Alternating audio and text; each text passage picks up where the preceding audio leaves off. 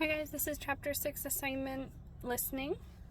So how can you tell when someone is listening to you? You can tell someone's listening to you by their body language, how much eye contact they make with you, and how they respond to the information you're communicating.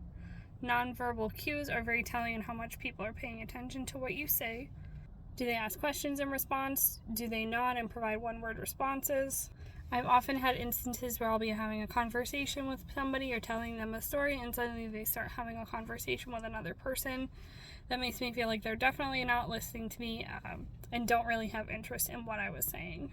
How does it make you feel when someone is not listening to you? It makes me feel sad when someone doesn't listen to me, but I try to tell myself that a lot of times people just don't have the same interests as me. When I try to speak to people, I try to gauge their interest, their body language, how engaged they appear before I bring up specific topics. I'm a naturally introverted person and much prefer to listen to conversations than have them. So it's been very difficult for me my whole life to start up conversations with people and establish a repertoire.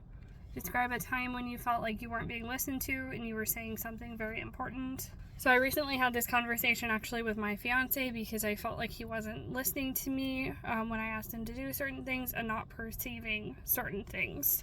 So it was one of those little fights where you have a small conversation and it kind of ends up growing into something bigger and starts to bother you more.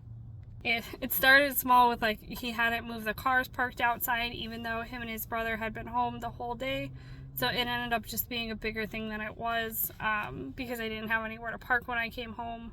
And then I had also asked him to fold the laundry before I came home. It wasn't done. His excuse was that he was waiting until I came home to do homework so that he would have something to do while I was doing homework.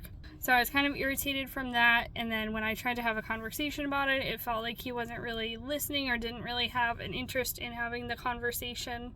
Overall, we worked it out, and it was good to just have the discussion so that he's aware of how I was feeling about it, and then we end up developing better ways to communicate in the future.